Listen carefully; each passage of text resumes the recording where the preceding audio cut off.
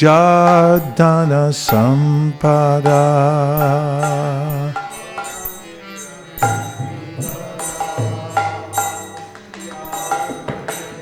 Not jar, it's jar. Gaurangera Duti Para Jadana Sampada. Gaurangera Duti Para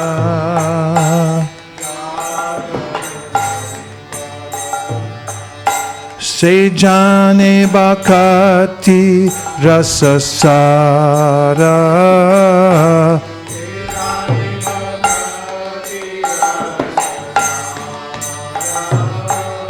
Sejane Bhakati Rasasara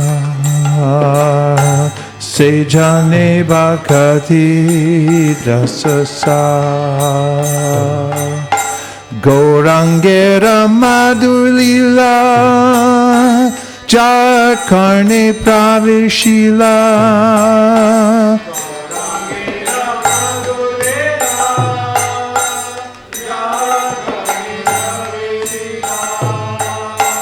Gaurangera Madhulila Jar Karne Praveshila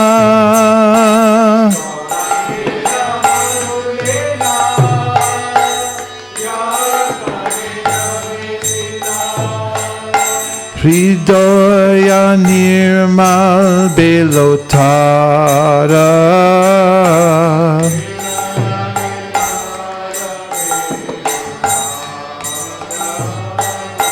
Hridaya Nirmala Belotara Hridaya. We need one more row up here. It's too far back. One more row. Sejanaba. Go ahead, number 2.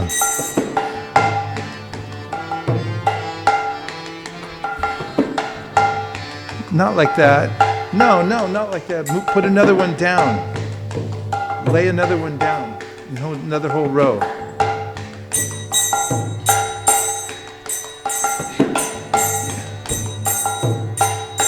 Jai Gauranger Namalor Tar Hoya Primador.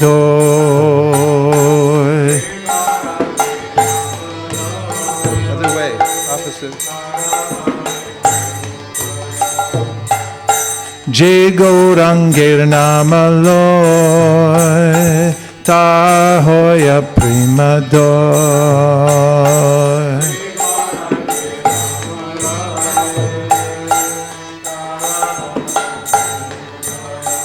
Don't speed up. Tar Mui Jai Boli Hari.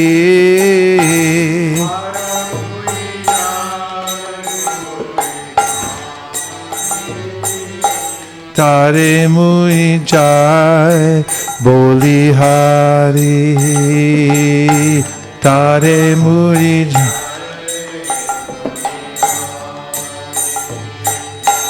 Gauranga Gunete Jure Nitya Lila Tare Spure.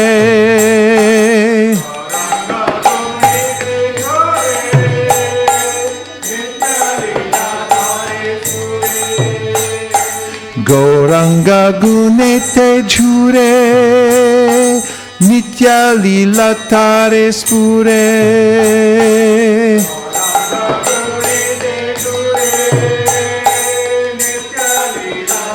Don't speed up. Sejana Bhakati Adhikari.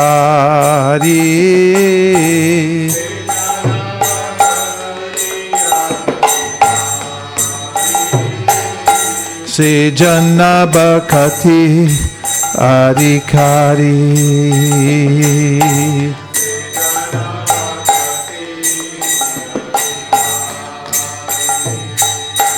Gaurangir Sangi Gane Nitya Siddhakari Mane.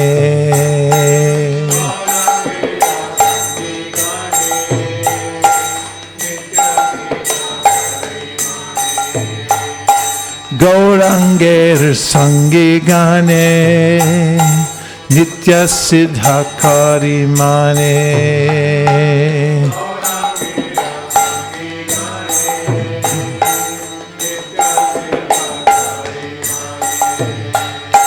Se Jaya Vrajendra Sutta Pasha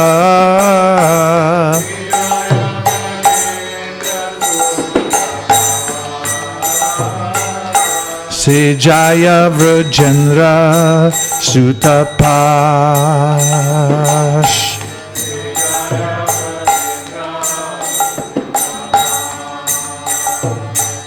Shri Gauda Mandala Bhumi Jeba Jane Chintamani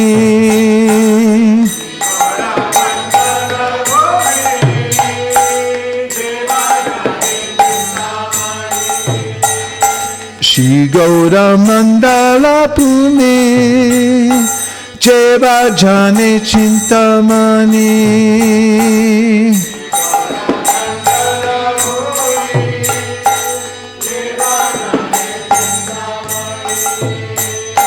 Tahoy Vraja Bhume Bas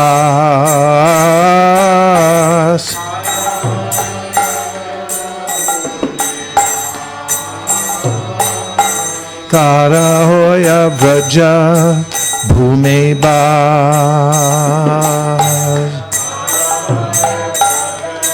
Slow down. You're speeding up. Gora.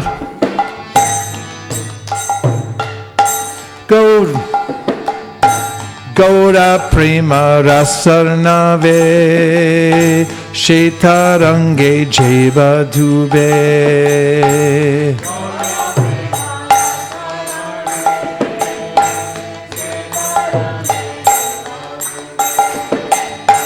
Gaura Prema Rasarnave Shetarange Jeva Dube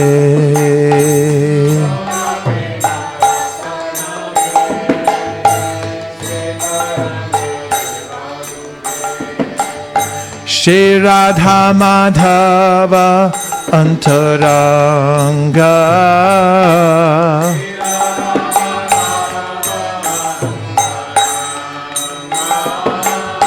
Shri Radha Madhava Antaranga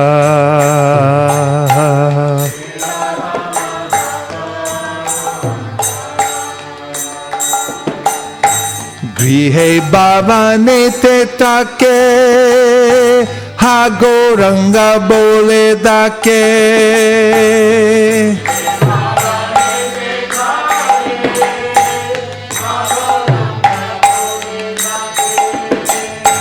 Grihe Bhavane Take Ha Gauranga Bole Dake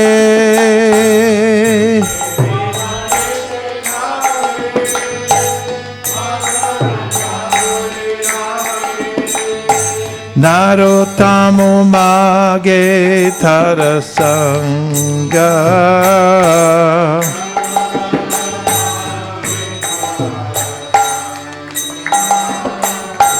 Narottamo Mage Tarasanga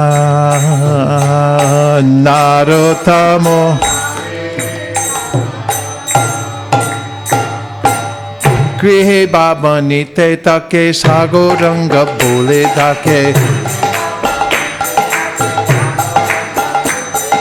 Grihe Bhavanite Take Hagoranga Bole Dake Grihe Bhavanite Take Hagoranga Bole Dake Grihe Bhavanite Take Hagoranga Bole Dake Grihe Bhavanite Take Hagoranga Bole Dake Grihe Bhavanite Take Hagoranga Bole Dake Jaya Gauranitai, Gauranitai, Gauranitai, Jaya Gauranitai.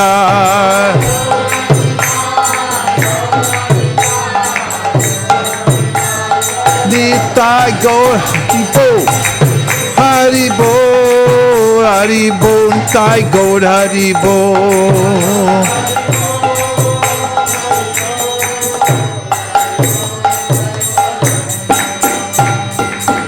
Go Premanande. And now we'll go back to the translation to dive deeply within this beautiful song by Narottam Das Thakur.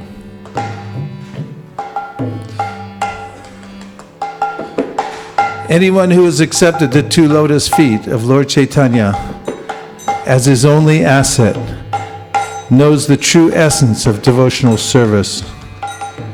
The heart of anyone who gives submissive oral reception to the pleasing and sweet pastimes of Lord Chaitanya immediately becomes cleansed of all material contamination. Anyone who simply chants the name of Sri Krishna Chaitanya, say it, will immediately develop love of Godhead. I offer him all congratulations and say bravo. If anyone feels ecstasy and cries by simply hearing the transcendental qualities of Chaitanya Mahaprabhu, he at once understands the eternal loving affairs between Radha and Krishna. Anyone who has understood that the associates of Lord Chaitanya are eternally liberated souls immediately becomes eligible to enter into the abode of Krishna, the son of Nanda Maharaj in Vrindavan in his next birth. If anyone understands that there's no difference between Gaudamandala, the place in West Bengal wherein Lord Chaitanya had his pastimes, and the transcendental abode of Sri Vrindavan Dham, then he actually lives in Vrindavan. Anyone who takes pleasure in sporting within the waves of the ocean of Lord Chaitanya's distribution of love of God immediately becomes a confidential devotee of Sri Sri Radha Madhava. It doesn't matter whether such a devotee is in the renounced order of life or whether he is a householder. If he is actually taking part in Lord Chaitanya's Sankirtan activities and actually understanding what it is, then such a person is always liberated. Narottam Das Thakur aspires for his association, and he says, Grihe Baba Nite Kake Hago Ranga Bole Dake. Grihe Baba Nite Take Hago Ranga Bole Dake. Hare Krishna, Krishna Krishna, Hare Hare. Hare Rama, Rama Rama, Hare Hare. Grihe Baba Nite Take Hago Ranga Bole Dake. Grihe Baba Nite Take Hago Ranga Bole Dake. Hare Krishna, Krishna Krishna, Hare Hare. Hare Rama, Rama Rama, Hare Hare. Krishna, Hare Krishna, Krishna Hare Rama, Rama Nitai Gaur Hari Bol, Hari Bol, Hari Bol, Nitai Gaur Hari Bol.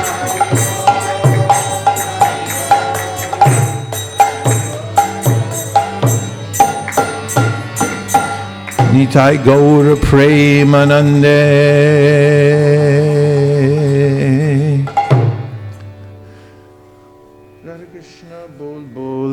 bolo re soba.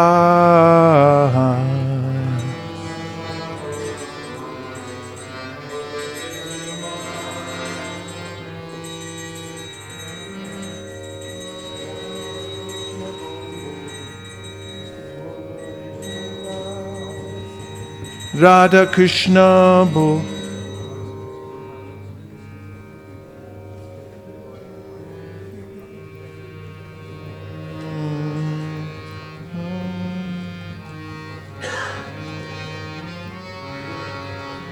Radha Krishna Bol Bol Bolo de Shobha.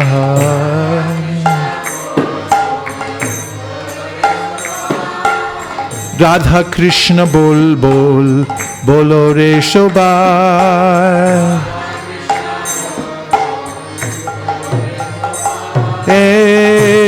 Shika diya Shabna diya Preche neche gornitai.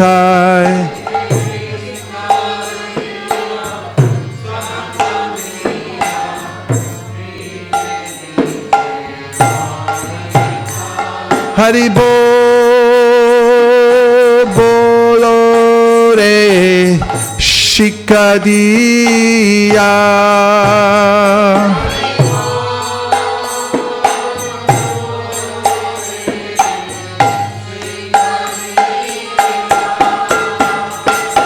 Radha Krishna Bol Bol Bolo re Shobha.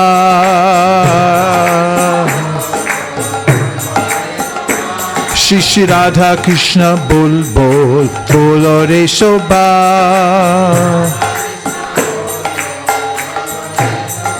Miche Maya Bhoshe Jacho Beshe Kacho Habudu Bubai.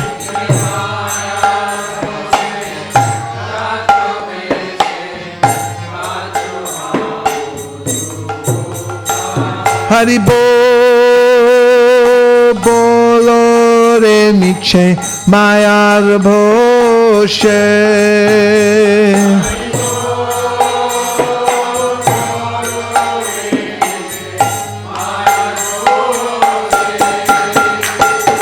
Radha Krishna Bol Bol Bolo re Shobha.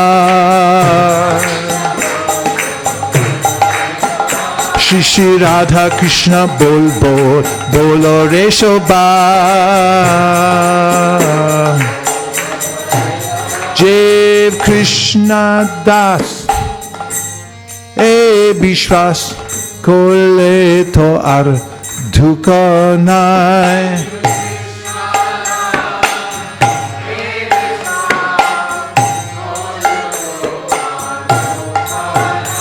Hari bolo re Jeev Krishna Das.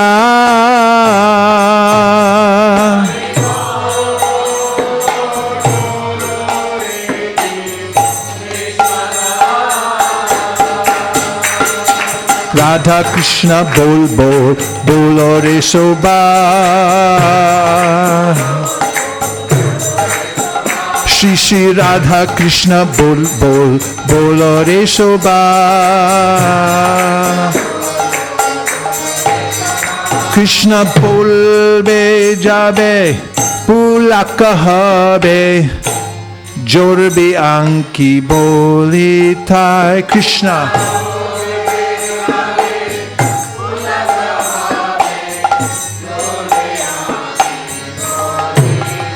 Krishna bolbe jabe pulaka habe jorbe anki bolitai. Krishna pulaka habe. Hari bolo Krishna bolbe jabe.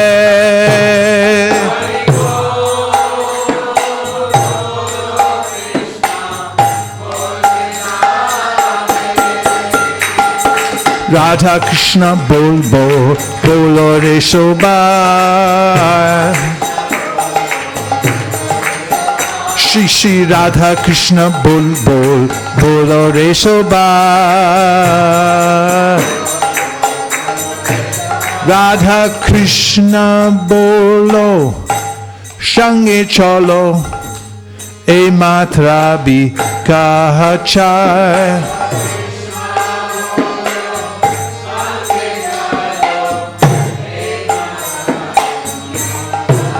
Hari Bolo Radha Krishna Bolo.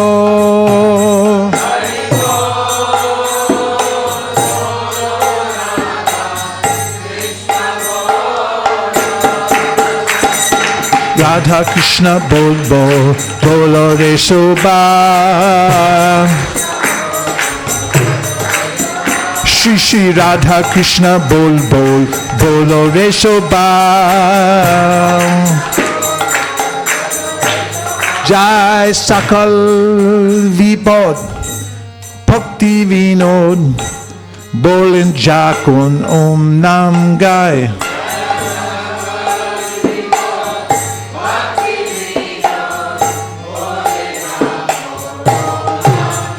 Jai Shakla Vipod Bhakti Vinod Bolin Jakun Om Nam Gai. Jai Bhakti Vinod Bolin Hari Bolo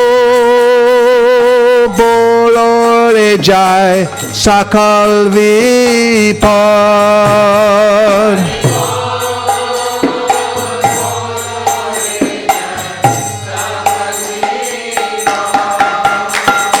Radha Krishna Bol Bol Bolo Re Soba.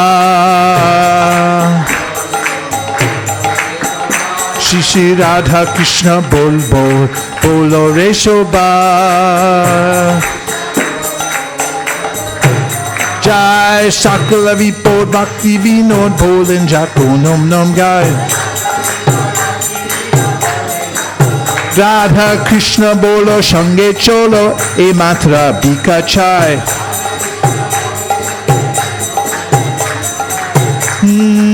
Gabe Jorbe Anki Bole Tai Krishna Bolbe Jabe Pulaka Habe.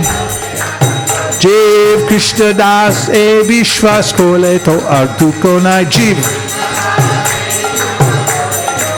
Niche Mayar Boshe Jacho Beshe Kacho Habu Dubu Bai. Shikariya Shabnariya Preche Niche Gonitai. Haribo, Haribo, Haribo, Tai Gaura Haribo.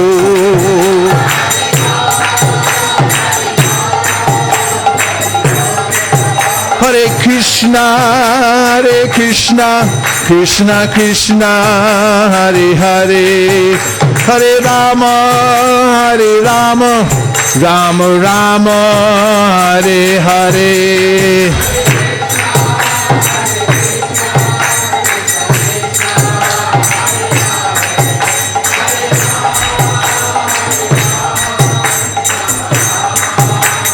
Nitai Gaur Haribo, Haribo, Haribo, Tai Gaur Haribo.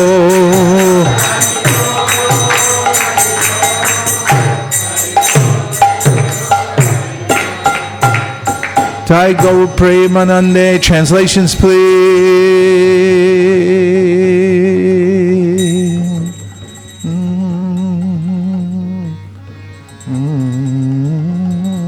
Chant, chant. Radha Krishna, everyone chant. When Lord Chaitanya and Lord Nityananda came dancing through Nadia, they gave these teachings. Everyone together. Chant, chant. Radha Krishna, everyone chant. You are caught up in a whirlpool of senseless action and are sinking lower and lower. Chant, chant, Radha Krishna. Everyone chant.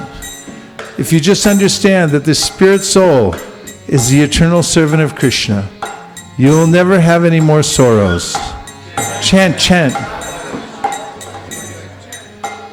Chant Hare Krishna and your eyes will fill with tears. and your body will feel transcendental shivering.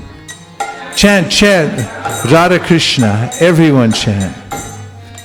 Chant, simply chant Radha Krishna and join with us.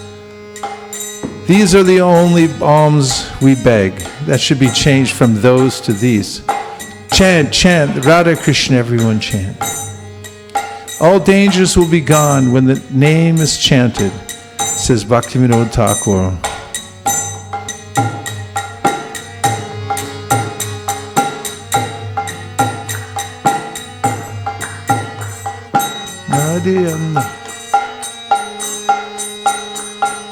Nadia nagare nitai neche neche gaire. Nadia nagare nitai neche neche.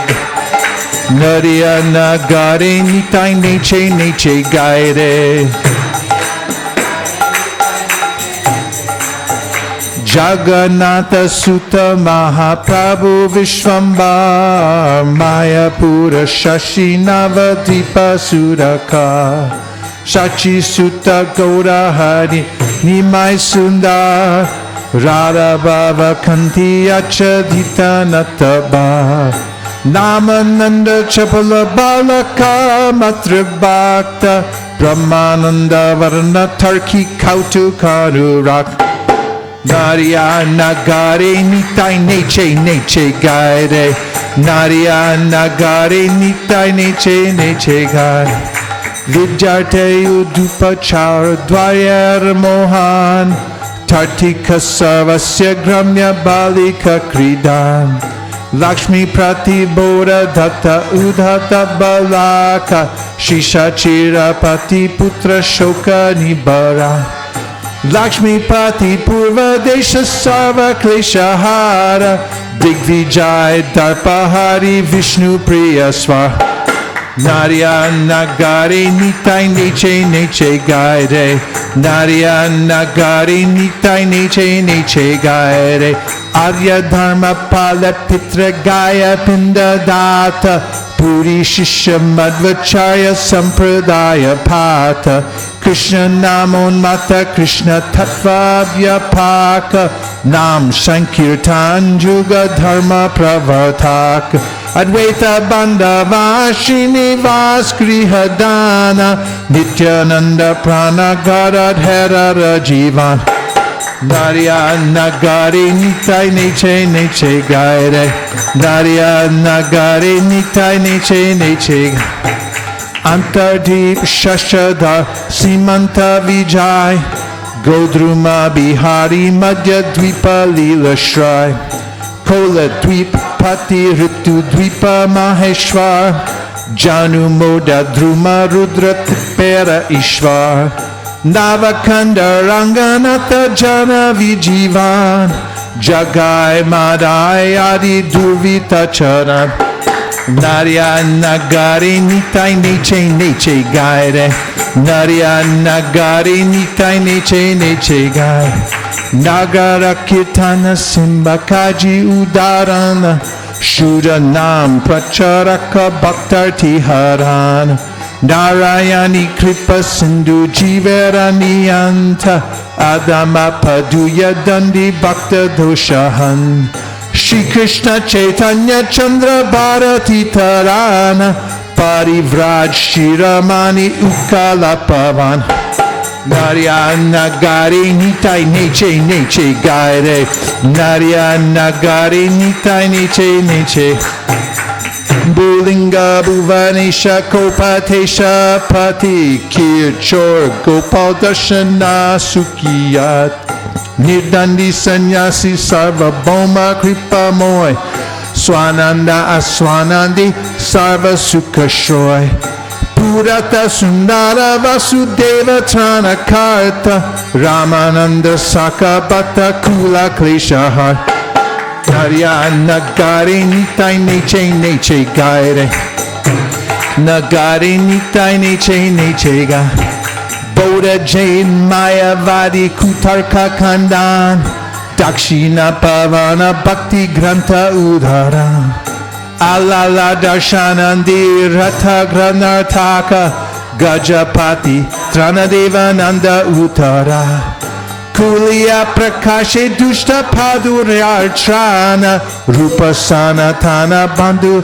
sarvagivapa nagare nitai neche neche bolo bolo Narya nagare nitai neche Vrindavana nanda murti balabhadra sangi Yavana udari bhatta bala bera rangi Kashi basi sannyasi udari prema data Markata varagi dandi achandala Bhaktera gauravakari bhakta pranadana Haridas Raghunath Swarupa Jivan Narya nagari nitai neche neche gaire Narya nagari nitai neche neche Pakati vinotar pore ranga paire Narya nagari nitai neche neche gaire Narya nagari nitai Jaya Gora Nitai Gora Nitai Gora Nitai Jaya Gora Nitai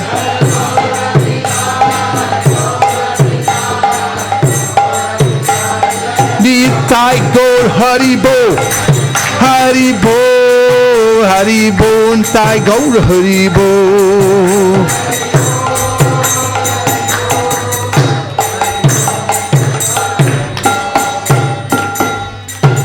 Gaur Premanande Nadiya Nagare Nitai Neche Neche Gaire. Thank you and welcome to ISKCON of Silicon Valley. Those of you who have braved it coming on the freeways. It's very dangerous to be out and about in the material world anywhere. But you've come here all the way.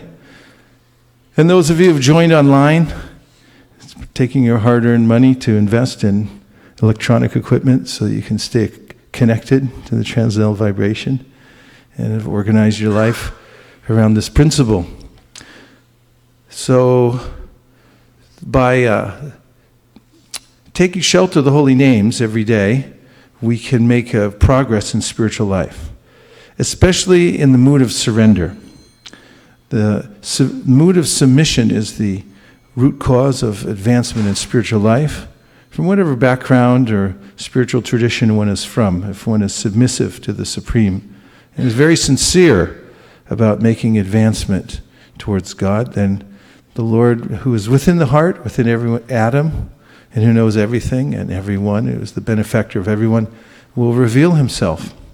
In fact, in the Bhagavad Gita, Krishna says, Tesham satata yuktanam bhajatam priti purvakam dadami puti yogam tam yena mam upayanti te. If somebody worships me with love, then I give him or her the intelligence by which he or she can come to me. So spiritual life is nothing complicated, but it's based on surrender, submission, and sincerity. Hey, that's 3 S's.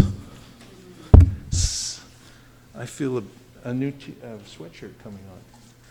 Surrender, submission, and sincerity.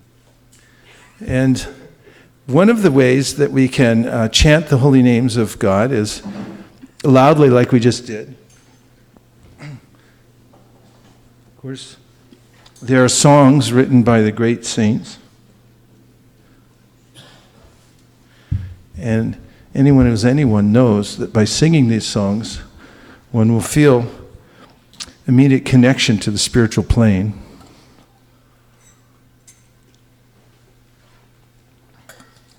And there's another way in which one may regularly connect to the Lord, and that's through Japa. So here are a few tips on chanting Japa every day in order to be successful.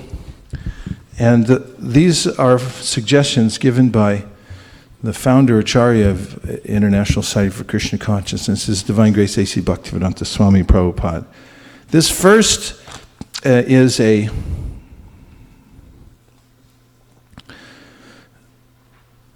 quote that is not specifically about japa, but it is about chanting Hare Krishna. And this one is entitled Forced Meditation. Do you like to meditate? You do? Does your mind like to meditate?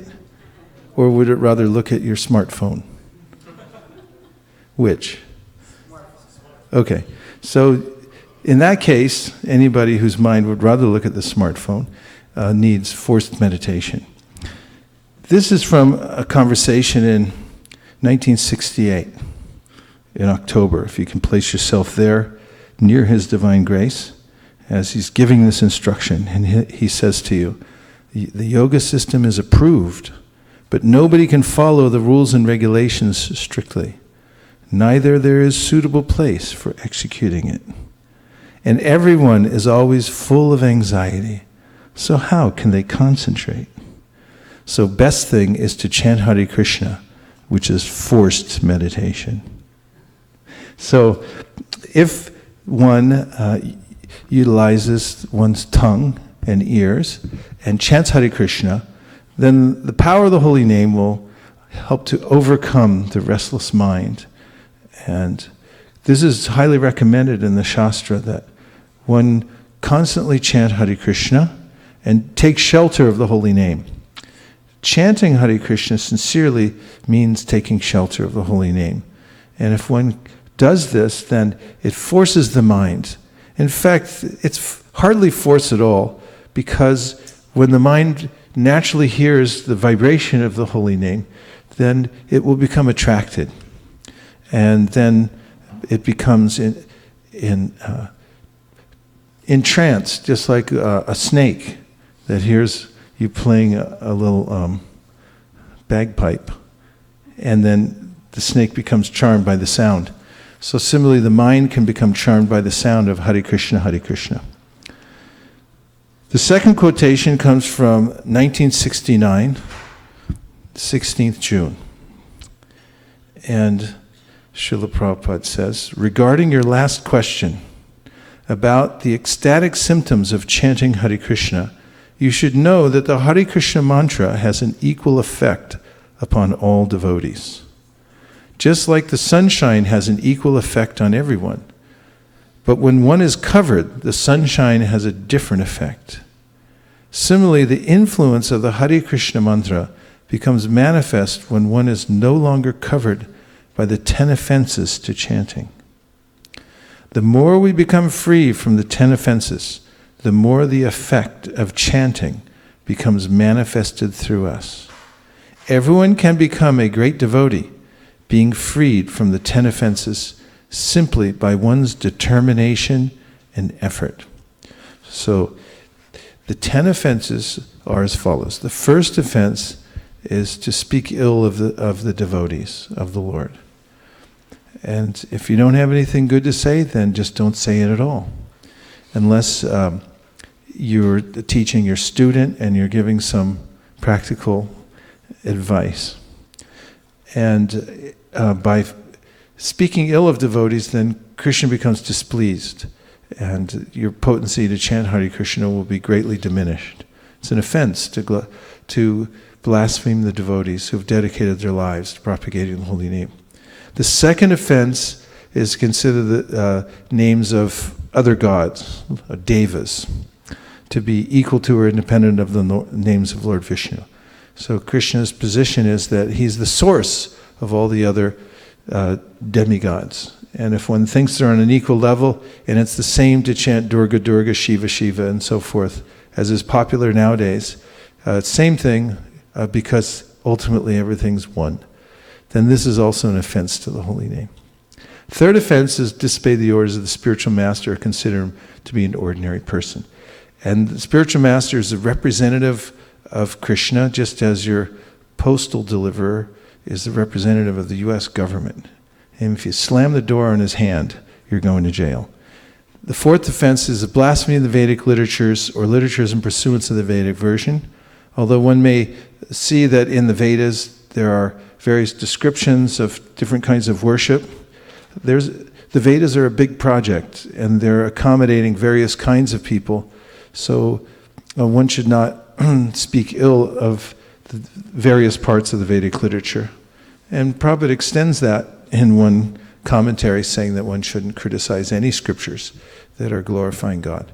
The fifth offense is to consider the chanting of Hare Krishna to be imaginary, and thinking this is simply some exaggeration. It's not exaggeration. Everything that's said in the Shastra about the holy name is 100% true. There are sometimes in Shastra inducements for people to take up processes or practices, but in no case is the glorification of the holy name exaggeration or considered imagination. The sixth offense is give some mundane interpretation on the holy name of the Lord. It's simply non-different from the Lord, and any kind of description of what the holy name of the Lord is already there in the Shastra. One doesn't need to come up with any extra interpretations. Seventh offense is to think that since chanting Hare Krishna eradicates sinful activities, that once I start chanting, I'm at liberty to perform sinful activities because if I go on chanting, they'll be nullified. And therefore I can live this kind of life of taking advantage of the holy name. This is very offensive towards the holy name. The eighth offense is consider chanting Hare Krishna to be just like the Karmakanda section of the Vedas, where you're doing it to get some mundane result. The ninth offense is to teach the holy name to people who are completely faithless. They don't believe in it. And if you go on trying to teach it to them in detail, then you'll make an offense. And the 10th offense is to not have complete faith in the chanting of Hare Krishna mantra and to hold on to material attachments. And this is, in the process of surrender, one should incrementally accept things which are favorable, give up things which are unfavorable. One should consider oneself meek and humble. One should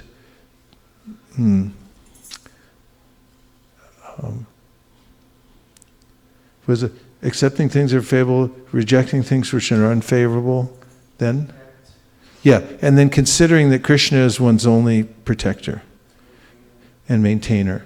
And so, Prahlad Maharaj says, Balasya neha sharanam pitarao nashringha nartasya chagaram udhanvati majato. Now, taptasya tat pratividir yarihanja sheshtas tavad vibhotanavritam twarupekshitanam. That everything depends on Krishna. Even if you take medicine in Ayurveda, Ashaudi achintayat, you have to, Vishnu chintayat, you have to say that before you take the medicine that the effectiveness depends on Vishnu. Then you take. But it won't work if Vishnu doesn't invest his potency in it. You can take all the medicine in the world, it won't work. So Prahlad Maharaj says that parents may try to save their children. They do everything they possibly can to take care of their children. Or a person may go out to save a drowning man on a boat, or a doctor may give medicine to a patient. But unless the Lord sanctions it, it won't work. So one should consider always that my life is dependent on the Supreme. And when one chants with this feeling of dependence on Krishna, that doctors can't save me, my parents can't save me, if it's not destined by Krishna, the boat on water can't save me, only Krishna can save me. And so one should be in this mood of surrender in chanting Krishna, and also that Krishna is my maintainer, that he's the one behind my salary. It's arranged by him. Whatever there is, whatever maintenance is coming by him, by his mercy.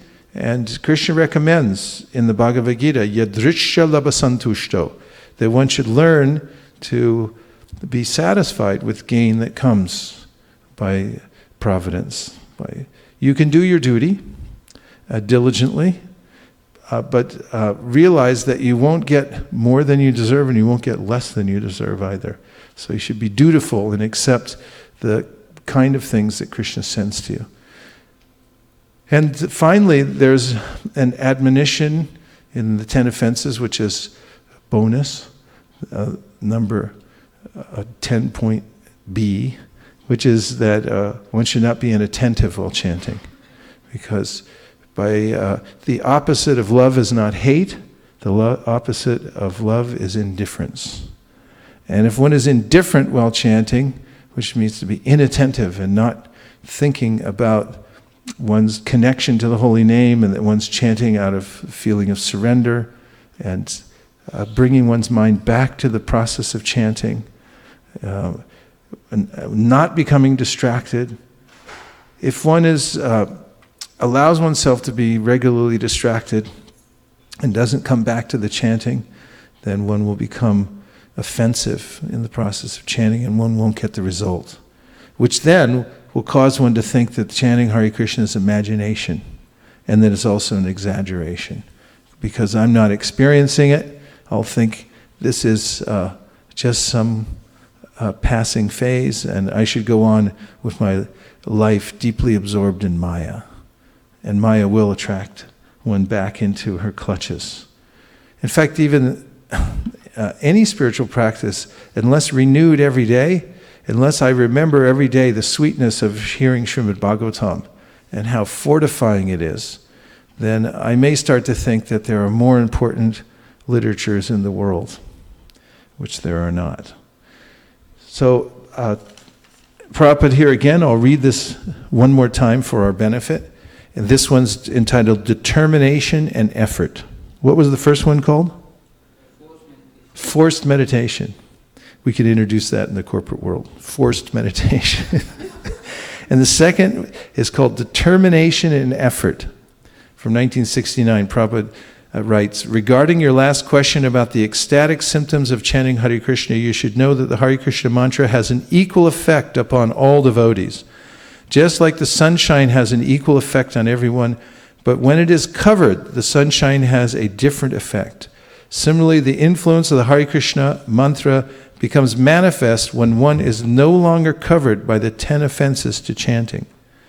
The more we become free from the 10 offenses, the more the effect of chanting becomes manifested through us.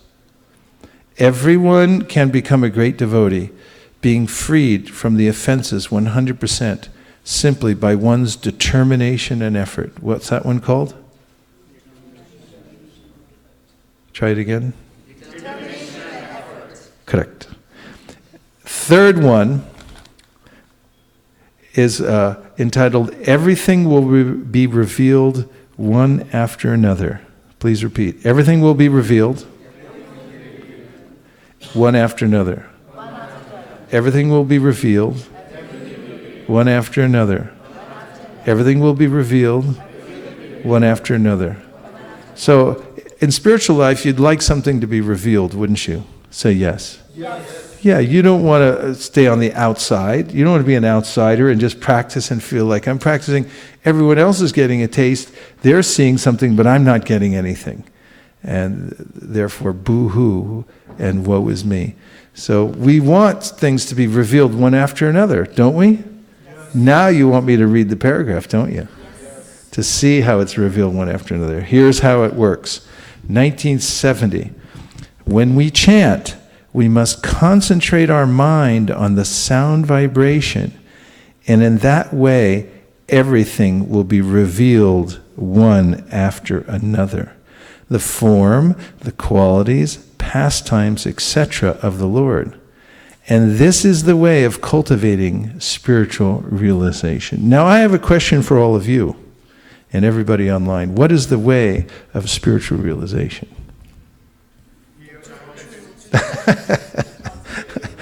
You're all locked and loaded and ready to go. Okay, pass the microphone. Let's hear what you got to say. Try to keep it in the context of this last paragraph. I'm going to ask you the question again. What is the way of cultivating spiritual realization according to this letter from 1970 written by His Divine Grace? Yes. Sudhir Madhava. To chant attentively and then gradually everything will be revealed and so we'll have spiritual realizations. Okay. Anybody else have anything to say about that last paragraph? Yes. When we chant, we should focus on the sound vibration. And slowly, when we put our attention, the pastimes, everything will be relieved. Can that be done? Can one focus on the sound vibration? How might one do that? What two qualities might one have to be able to focus on the sound vibration and there? Shraddha's fired up. She knows what it is. Go ahead. But she wants Mukhardavan to have all the glory. So go ahead. Determination and effort. Determination and effort. So it requires some determination and effort to what? concentrate one's mind on the sound vibration. This is this key to all success in spiritual life, right here. And this is in the formula. I'm going to read it again. When we chant, we must concentrate our mind on the sound vibration, and in that way, everything will be revealed one after another. The form, the qualities, pastimes, etc. of the Lord. And this is the way of cultivating spiritual realization. Okay, now I have a quiz for you. When we chant, if we concentrate our mind on the sound vibration, some things will be revealed. True or false? Yes. Huh?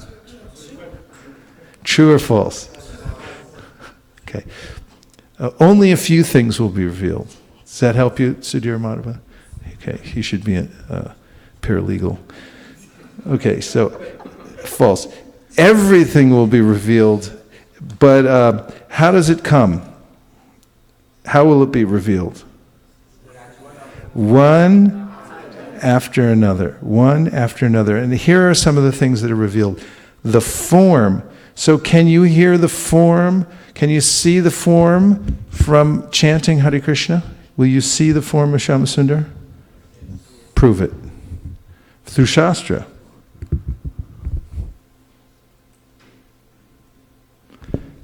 Sudhir's in the hot seat tonight. He's got 2 mics coming at him. Okay, go ahead. Atha Shri Krishna Namadi Nabhaved Graham Indriye Sevonmukhe Jivado Swayameva Sfrati Adaha. So, chanting of the holy names cannot be performed by our mundane senses, but starting with our tongue, if as a service to Shri Guru we chant, then Krishna's name, pastimes, form, everything will be revealed. Judges, you accept it? Yes. If you accept it, say Hare Krishna. Hare Krishna. Okay, anyone else? Prove that by just concentrating your mind on this vibration of the Hare Krishna mantra, that the form of the Lord will be revealed. That's very specific. Give me one more verse.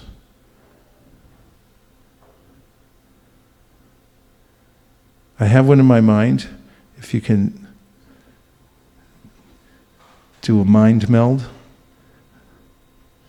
It's from the 5th chapter of the 1st canto of the Srimad Bhagavatam. Second to the last verse. It will be revealed to you also in just a minute. By sound vibration, it'll be revealed. That will be verse 33, I believe. So I believe there's 34 verses in the chapter. Oh my goodness. I meant to say, 1st canto, 5th chapter. 38th verse. 1:5:38. Everyone say. 1:5:38. 1:5:38. 1:5:38. 1:5:38. I'll say, please repeat. Iti murtyabhidanena. Mantramurtyam amurtikam. Yajate yagya purusham. Sasamyak darshana puman. Synonyms. Iti, thus. Murti, representation. Abhidhanena, in sound. Mantramurtim, form representation of transcendental sound. Amurtikam, the Lord who has no material form. Yajite, worship. Yagya, Vishnu. Purusham, the personality of Godhead. Sa, he alone. Samyak, perfectly. Darshana, one who has seen. Puman, person. Translation. Thus, he is the actual seer who worships the form, in the form of transcendental sound representation, the Supreme Personality of Godhead Vishnu, who has no material form. Srila Prabhupada's purport. Our present senses are all made of material elements, and therefore they are imperfect in realizing the transcendental form of Lord Vishnu. He is therefore worshipped by sound representation via the transcendental method of chanting. Anything which is beyond the scope of experience by our imperfect senses can be realized fully by the sound representation. A person transmitting sound from a far distant place can be factually experienced. If this is materially possible, why not spiritually? This experience is not a vague, impersonal experience. It is actually an experience of the transcendental personality of Godhead, who possesses the pure form of eternity, bliss, and knowledge. In the Amarakosh Sanskrit dictionary, the word murti carries import in twofold meanings, namely form and difficulty. Which are the twofold meanings? Therefore, a murtikam is explained by Acharya Sri Vishwanath Chakravarti Thakur as meaning without difficulty. The transcendental form of eternal bliss and knowledge can be experienced by our original spiritual senses, which can be revived by chanting of the holy mantras, or transcendental sound representations. Such sound should be received from the transparent agency of the bona fide spiritual master, and the chanting may be practiced by the direction of the spiritual master. That will gradually lead us nearer to the Lord. This method of worship is recommended in the Panchratrik system, which is both recognized and authorized. The Panchratrik system has the most authorized codes for transcendental devotional service. Without the help of such codes, one cannot approach the Lord, certainly not by dry philosophical speculation. The Panchratra system is both practical and suitable for this age of quarrel. The Panchratra is more important than the Vedanta for this modern age. See, I knew we belonged in Silicon Valley, because we're here coding. We get these transcendental codes and we're employing them in different ways, or we're worshiping them more appropriately, and we're also distributing them. We're just like other companies, only we argue that our codes are better than others. We think our codes are better than Google's codes, we would argue, because they bring an auspicious result. There's a lot of coding going on around here, isn't there? Yes. Say yes. Yes. And so this organization is also doing coding, and we're teaching it to everyone. And this verse proves that by having the correct transcendental codes, that one can see the form of the Lord. Iti murtyabhidanena mantra murtim amurtikam. Yachite yagya purusham sasamyag darshana puman. Darshana puman means you can have the complete darshan, the complete vision of the Lord. How? By the sound representation. And that's amurtikam. Amurti means form, and it means difficulty. And amurtikam means without difficulty you can do this. So this is some Shastric proof of Prabhupada's statement, which I'll read one more time. When we chant, when do you all chant? When do you all chant? All day long, right? We must concentrate our mind on the sound vibration, and that way everything will be revealed one after another. The form, the qualities, pastimes, etc. of the Lord. And in this way, and this is the way of cultivating spiritual realization. This is the way of cultivating spiritual realization. Is there any other way? Let me ask you 3 times. Is there any way? Is there any other way? Is there any other way? And you answer me three times. No other way from what? 3 times. Chanting the holy names. I'll try it. Let's try it again. Is there any other way? Is there any other way? Is there any other way? Well, what is the way? Correct. Now I'm going to read you the statement again. When we chant, we must concentrate our mind. What must we do with our mind when we chant? Okay, here's what we do with our mind. When we chant, we should A, look at our smartphone. B, read the newspaper. 3, think about something else, like Uncle Dilip. Or D, we should concentrate our mind on the holy name. Which one is it? Oh, I thought you said B. Okay, when we chant, and when do we chant? All day long. We must blank our mind on the sound vibration. Concentrate. Correct. Look up the word concentrate, so we find out what we're supposed to do. We must concentrate our mind on the sound of the holy name. Now this is important because in this one short paragraph, we're finding out the way of cultivating spiritual realization. We're onto something over here at 1965 Latham Street. It looks like a small, innocuous little place. You can barely find it. It's smaller than Google, but we have the process for cultivating spiritual realization. And what does concentration mean, Shraddha Devi Dasi? Here comes the mic. It's right to your right-hand side, right behind you.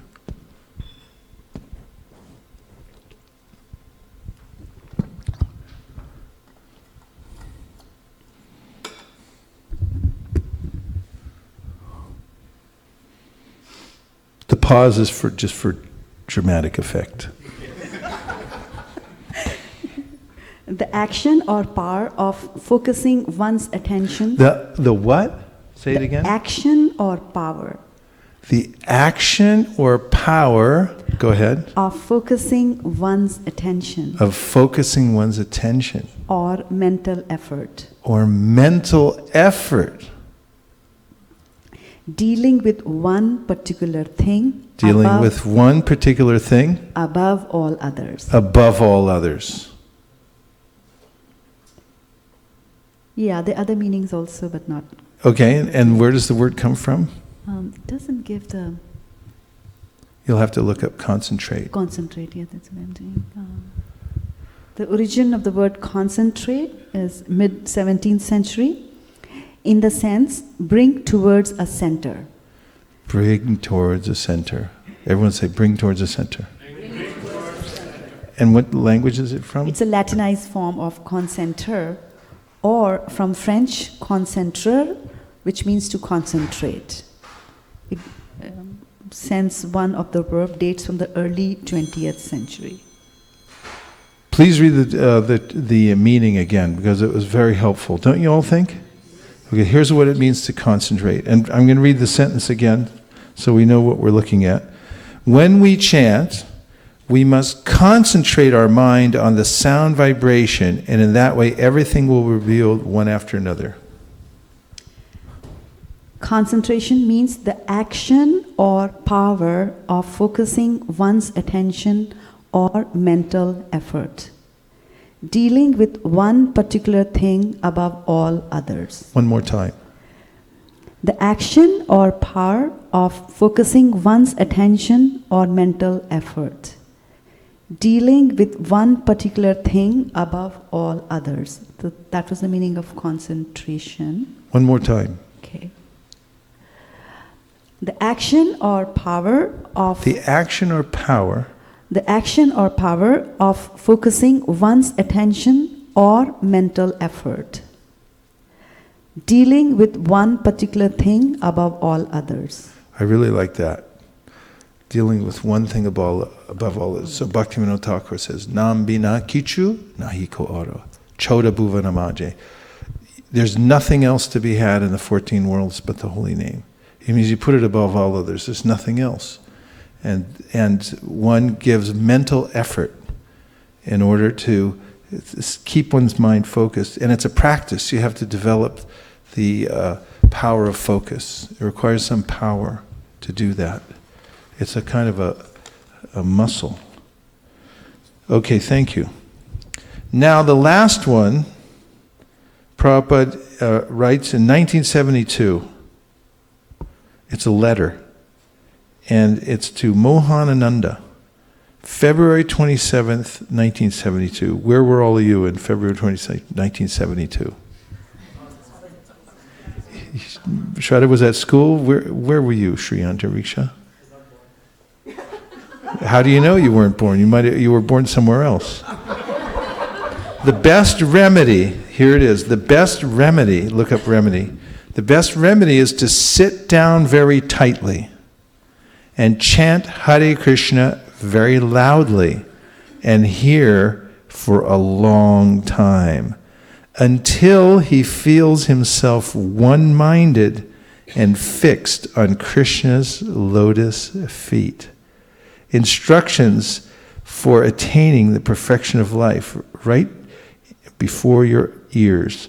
Here it is again. The best remedy is to sit down very tightly and chant Hare Krishna very loudly and hear for a long time, until he feels himself one-minded and fixed on Krishna's lotus feet. It's almost like a poem. What does remedy mean? Remedy is a medicine or treatment for a disease or injury. Very good. It's a medicine or a treatment. So Bhaktivinoda Thakur says in his song Jiv Jago, he says that this is Ashaudi Maya. It's the medicine that relieves us of illusion. And so this is a very important medicine that one must take in order to be relieved from the spell of illusion. And then sit down very tightly. What does that mean? What does it mean to sit down very tightly? You say. Sit upright and straight. Okay, what else does it mean to sit tightly? What other meanings does it have? Direct or indirect? Yes, go ahead. Without moving too much. Moving too much? These are very literal points. Yes? Complete priority or focus on the activity. Priority of focus? Yeah. Is that your phrase? Priority of focus? That's pretty nice. Priority of focus, to sit down tightly. What else? What kind of things do you sit down tightly for usually? Job interview? Putting all attention towards it. Putting all attention. Okay, so one has to sit down very tightly and chant Hare Krishna very loudly. So we have the two words here, tightly and loudly, with varies before them. Very tightly and very loudly. This is the remedy. So the remedy is to sit down very tightly and chant very loudly. Right? Okay, then he goes on. And here, for a long time. Here for a long time. So someone tell me some of the elements in this instruction. Okay, use the mic. Sit tightly. Very tightly. Very tightly. And what else? Chanting very loudly. Go ahead. Chanting very loudly. You should sit very tightly and chant very loudly. And then what's the third one? Here for a long time. And here for a long time. Yes. Sit very tightly, chant very loudly, and here for a long time. Now, what will happen when you do that? How long should you chant for? Until. It said there's an until. After a long time, there's a comma, and then there's an until. So you have to wait for this click to happen in your meditation, right? When that little click comes in your head. Are you ready for it? Until he feels himself one-minded. So how long do you sit tightly, chant loudly, and what's a long time? Until you feel yourself what? One-minded. Have you ever felt one-minded? Never. What do you think Prabhupada's meaning? What is his meaning here? And can you give some personal realization or Shastra? And let's pass the microphone back to Satyadev Prabhu. If you want to talk about this, or you can jump in at another time. But I'd be interested to hear if you can give us some direction on what it means to be one-minded. It means the mind is focused on one thing, which is the sound vibration of the Hare Krishna mantra, or the mind, when the mind is focused on one thing, then that means there's no thoughts about the past or the future. There's just the awareness of what's ever occurring right now, which if you're chanting is the sound of the Hare Krishna mantra. Thank you. That was simple and straightforward.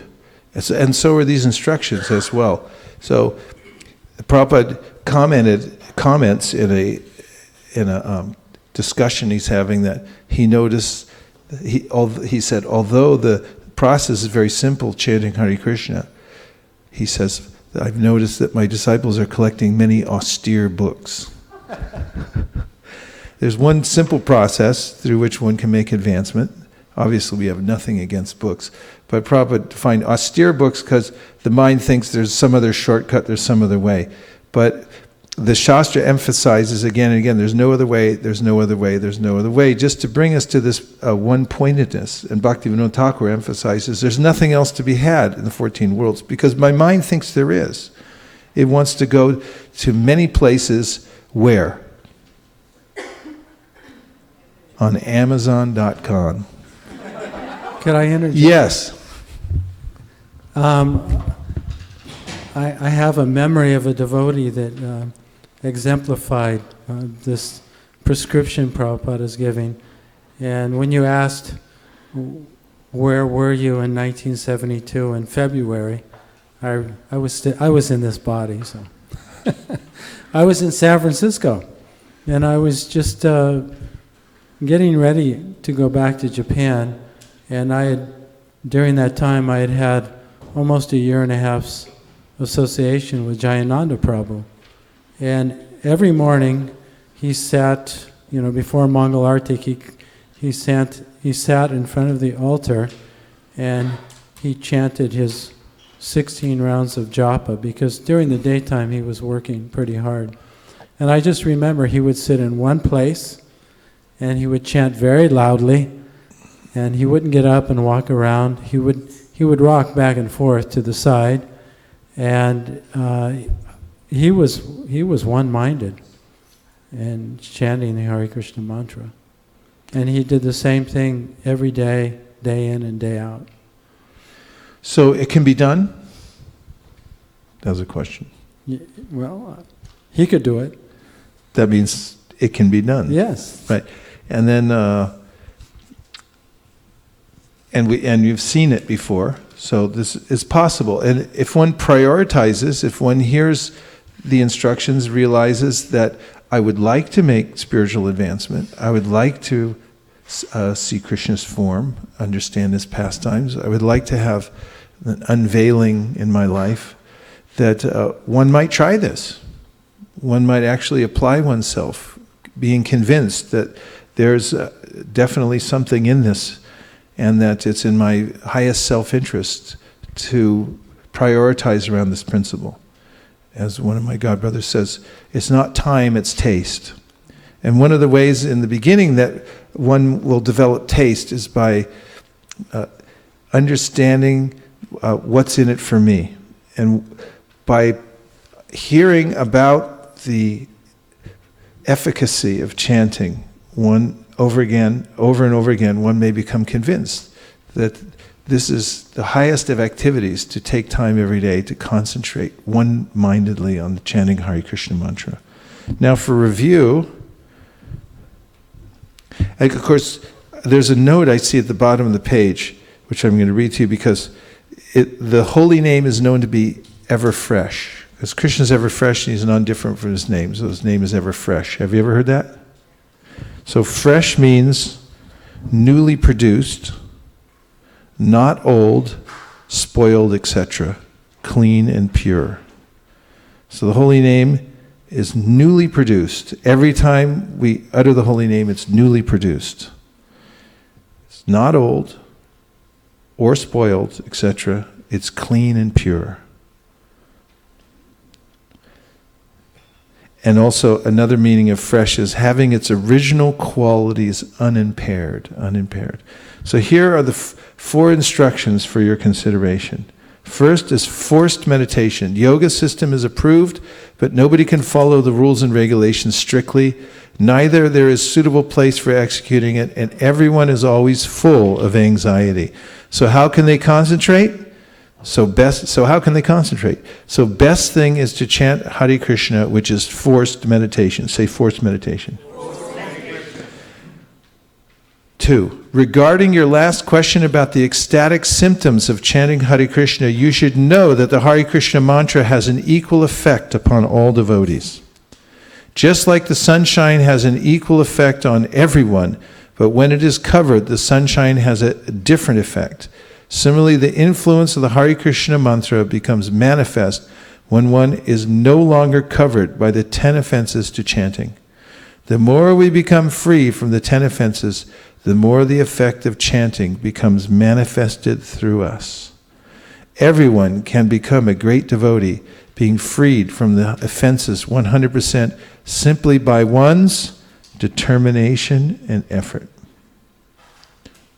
3, when we chant, we must concentrate our mind on the sound vibration, and in that way, everything will be revealed one after another. The form, the qualities, pastimes, etc. of the Lord. And this is the way of cultivating spiritual realization.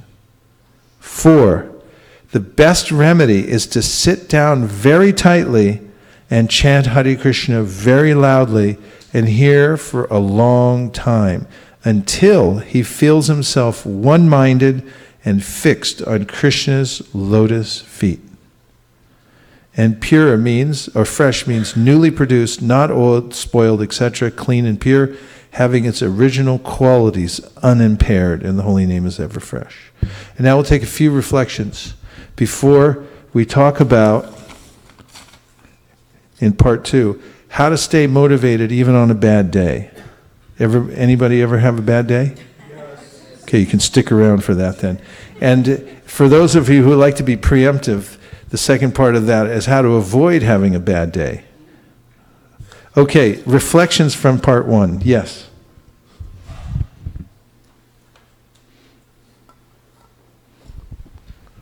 This one is from Vishaka Leela Mataji, and she's submitting a verse as evidence to support what you have said. She's not here. Oh, well, thank you. She is here now, so go ahead. Do you want to read? Vishaka, you want to go ahead?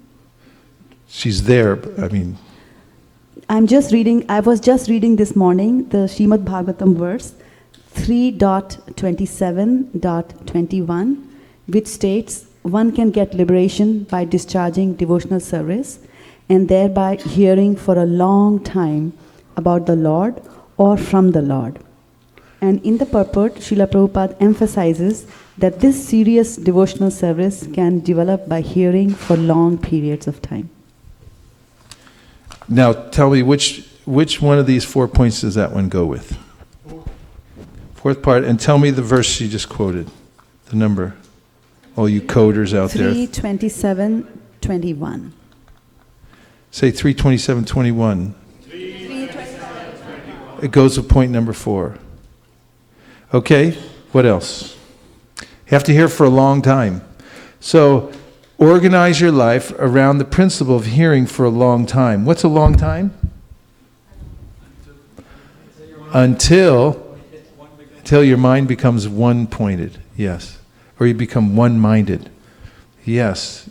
So it means you really have to hang in there. In the beginning, when you're hearing or when you're chanting, your mind may wander. It will wander.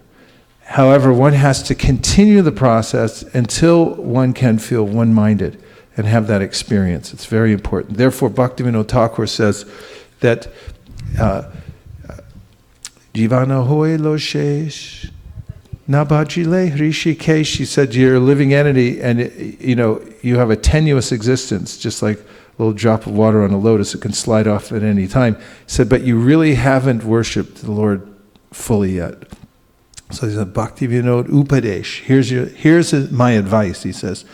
Ek bar nam arashe matore. He said, one time try to experience this intoxication that you can get from the holy name. This deep concentration on the name where you feel something. He said, try for that. You should go for that.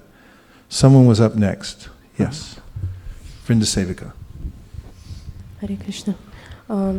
It's so easy to know that only by concentration on the sound, when you're chanting loudly, everything will be revealed one by one. So nothing to worry that something is not coming. Just sit, listen. And no need to go anywhere else. Yeah. No need for the mind to search for imagine something for an angle. Just listen carefully. Concentrate on the sound of the holy name, and everything will be revealed. One could try that, right? It's possible. You could try it. Okay, what else? Yes. 1, 2.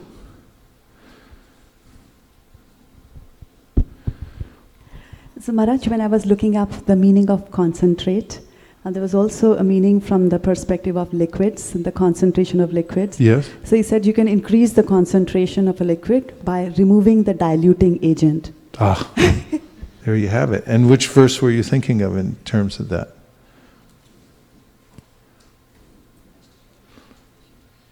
Nashtu prayeshu abhadreshu nityam bhagavata sevaya bhagavati uttama shloke bhaktir bhavati nashtiki.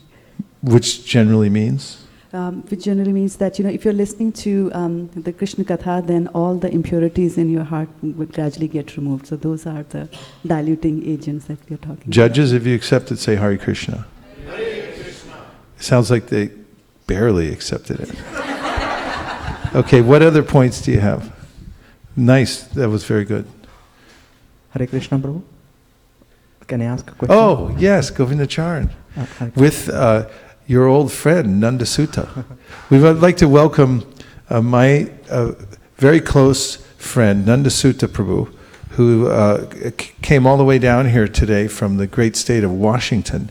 So please welcome Nanda Sutta Prabhu.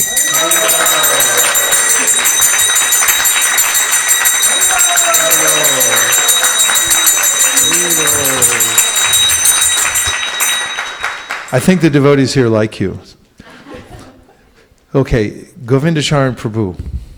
Prabhu, regarding the point on concentration, it's a question.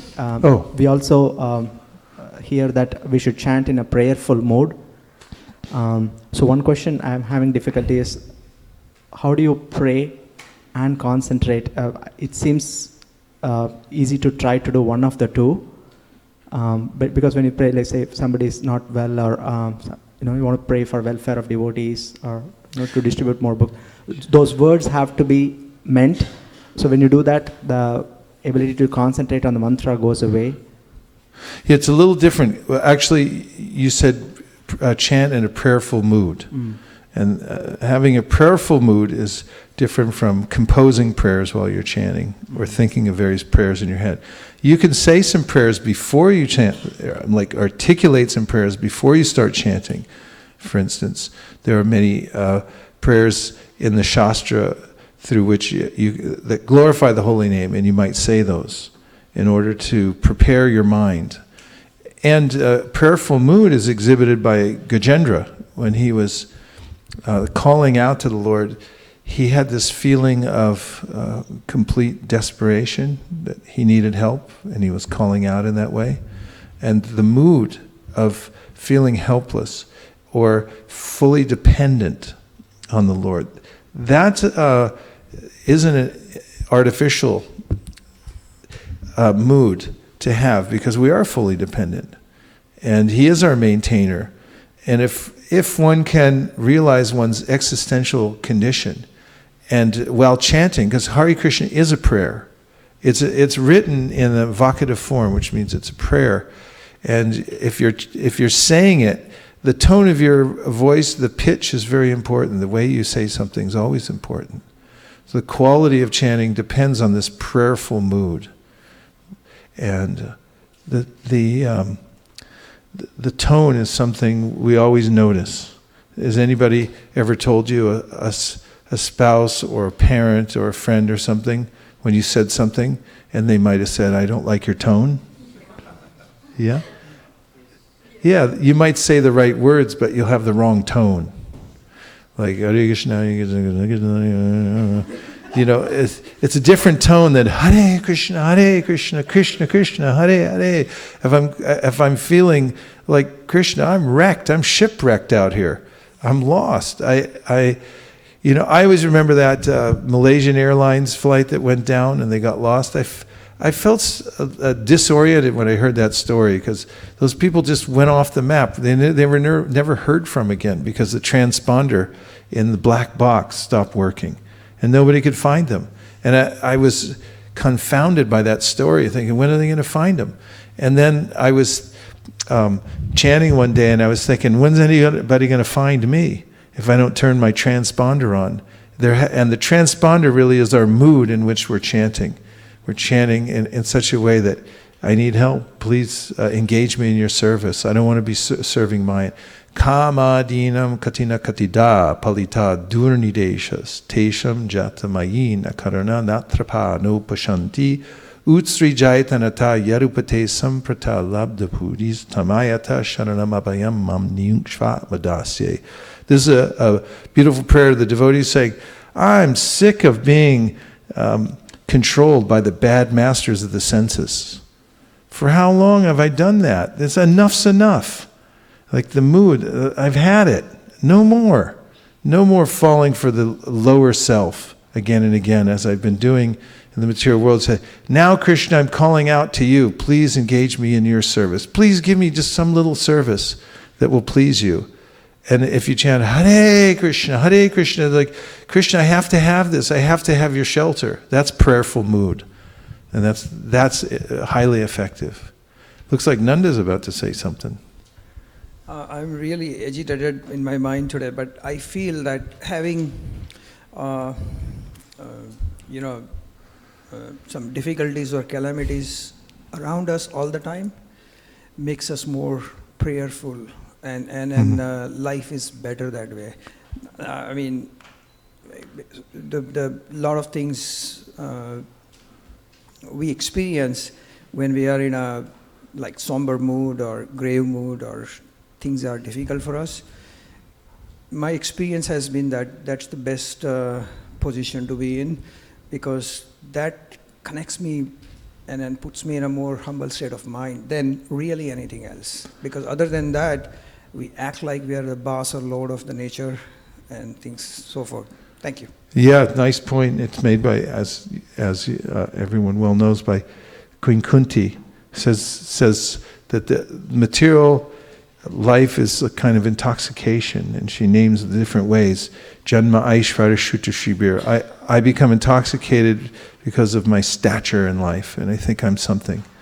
Prabhupada noted, everyone thinks like that, even somebody who has a notably insignificant situation. Like he said, once when he was at Howrah Station, he saw a homeless person, and he had collected some half-burned firewood, and he was carrying it around like it was a prized possession, and thinking, I have a high stature, I have some burned firewood.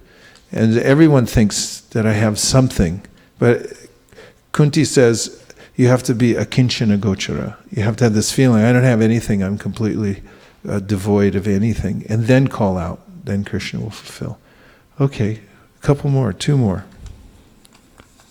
So I have to tell you how to stay motivated even on a bad day, and how to avoid having a bad day. It's just the point that caught my attention was how Prabhupada says that the success depends on our effort and determination, and how the holy name works equally on everybody. So it makes me think that it's not a miracle, like we had to put our effort, and there is no point in envying others' spiritual progress, because it's their sincerity, effort, and determination. So that's very hopeful. Yeah, it is a miracle, but we have to show up for it. We have to prepare ourselves to receive the miracle and the grace that comes down from the holy name. As the Prabhupada mentions here, it acts equally on everybody, but it's my capacity to receive it that is hindering my ability to experience the full grandeur of the holy name. So one can be prepared. Was there one more? Yes. I like the definition of concentration, that it's action and power. So when we chant also, like, I feel more tired because my mind is like running everywhere, and then bringing it back is like, you need real power to keep bringing it back. Yeah, that is a special kind of power, yoga balena, to be able to focus the mind. And this is actually the sign that one is advancing in spiritual life. According to Jiva Goswami, there is no other sign other than one's power to continue hearing. And this is also mentioned by Kapila Dev. He says, Mad Shuta Guna Matrena, what's the verse? Just look it up. That one can judge one's advancement in spiritual life by the way that one's attracted to hearing and the power that one has to hear. And even the definition of nishta, or being fixed in spiritual life, it's a very clearly defined step in one's progress along the spiritual path. Nishta means to be fixed. And that fixity means to be free from various obstacles. And one of them is sleep. That I don't get sleepy when I chant, because my mind is so attracted to hearing the holy name. I'm getting something from it, so it doesn't wander off into sleep. So that's one of the obstacles to steady practice of devotional service. And another one is distraction, being subjected to distraction. And this is one of the features of Kali Yuga. It says, Prayanal Paishashavya Kalavasmin Yugejana Manda Sumanda Matayo Manda Bhagya Hupadrita. In the iron age of Kali, men of but short lives, they were quarrelsome, lazy, misguided, lazy for spiritual life, misguided, unlucky, and above all, always disturbed. This is distraction. So it's called Vishepa. So one has to, when one has the power, spiritual power, to not be distracted, to be able to focus one's mind on spiritual practice, this is known as nishta. And then there's a obstacle, which is that one's not sleepy, you're wide awake, and there's absolutely no distraction whatsoever, but I'm just not interested at all. That's the third obstacle. The fourth obstacle, that's not the verse. The fourth obstacle is that one's innate bad qualities come out. They're down in there because of my contact with material nature. And the fifth obstacle is that my senses have a taste for material sense gratification. That becomes diminished when one has a spiritual advancement, comes to the stage of nishta, or steadiness. And the sixth obstacle, did I name only 5 so far? The sixth is, one second, I have to remember an acronym. Laya Vishepa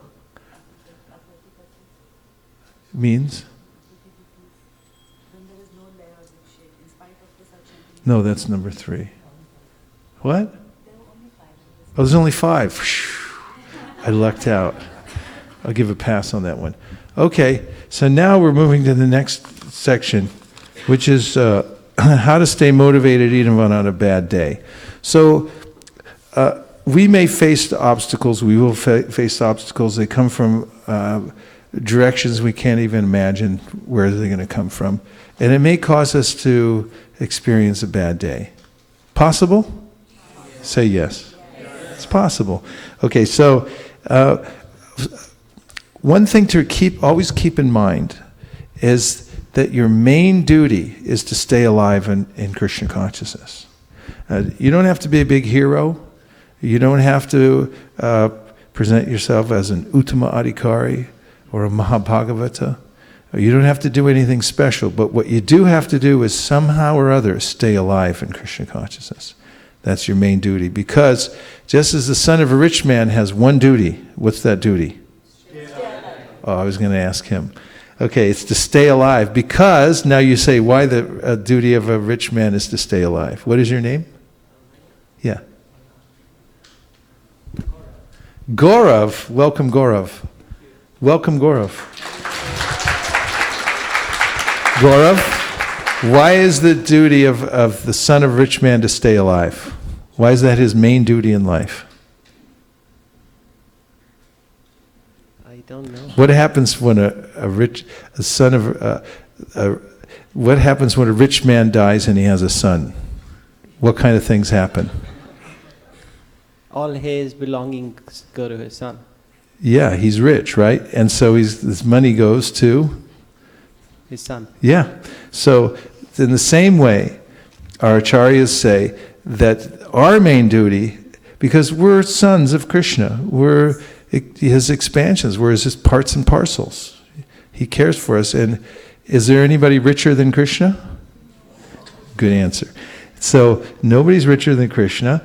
And if we somehow or other learn to stay alive, you have to be inventive. It's not a stereotype process because everyone has their own complexities in life, right? Anybody complexities? No, if you compare complexities, you'll find, oh, you have that, I have part of that, but not that. Everyone has various combinations and permutations of complexities in life. You can compare notes later. And so the ways and means for each person may be slightly different. But the main point is you have to find a way to stay alive in Krishna consciousness. And it may look unorthodox to some people. Someone say, you're not supposed to do that. It's like, this is how I'm staying alive. One way or another, you have to stay alive. Who says that? Where is that stated in Shastra? Am I making stuff up again? Or is this in Shastra somewhere? Yes? Mayapur's coming to my rescue here to prove I'm not making stuff up.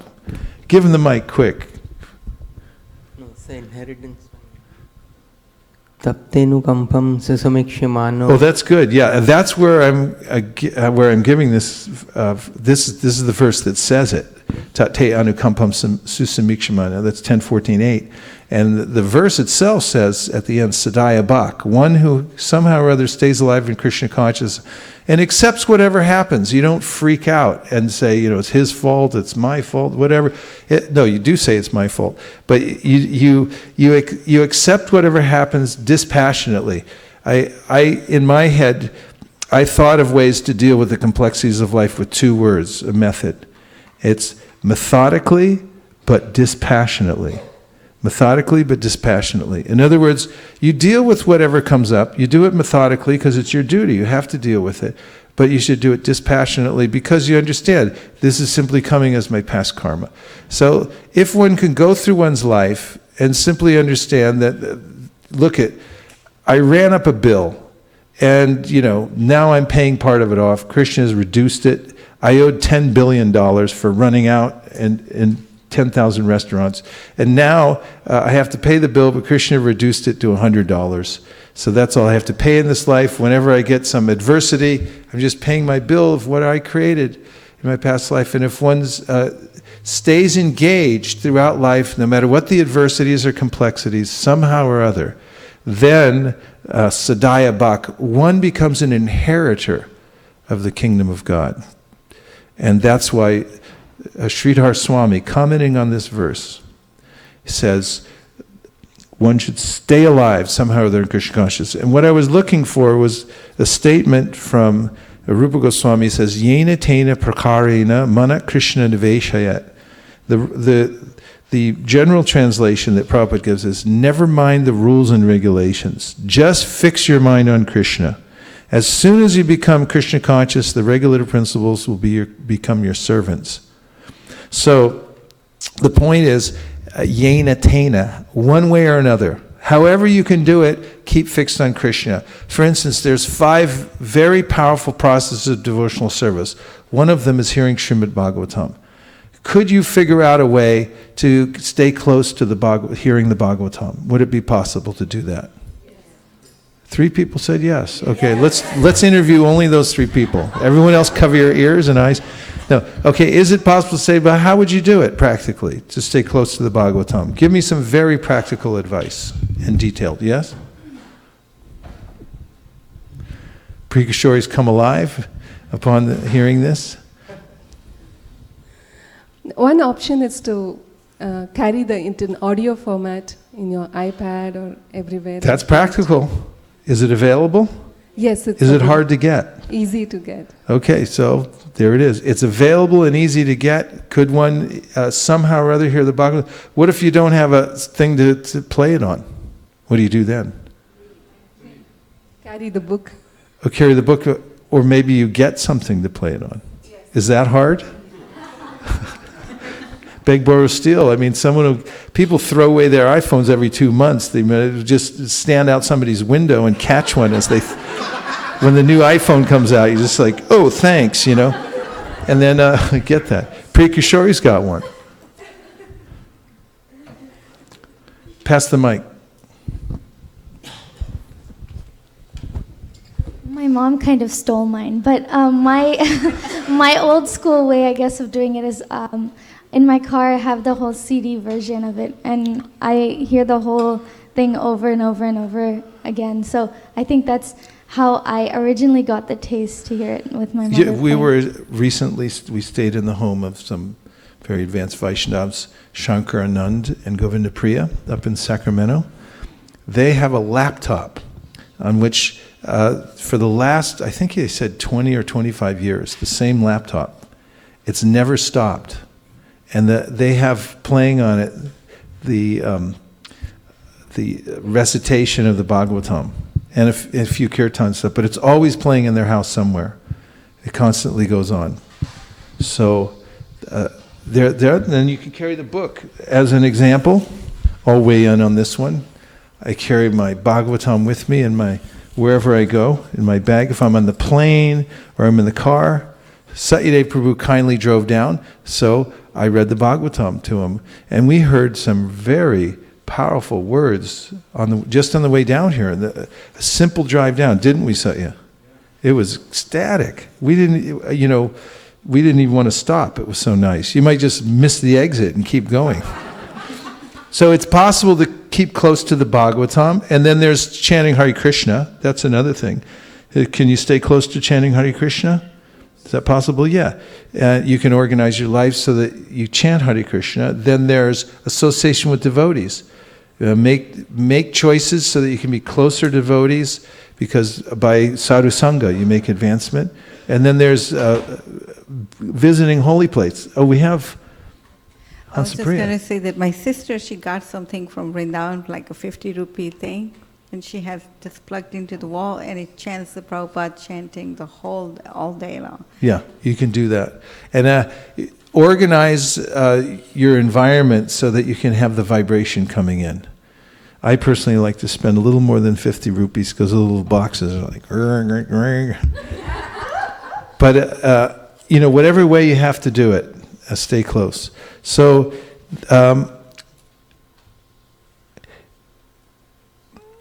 first one is stay alive somehow or other. Find out a way, invent a way to stay alive somehow or other. That means when you're having a bad day, you then have to think, what do I have to do? Don't try to rise to the highest consciousness or something, but just try to stay alive in Krishna consciousness.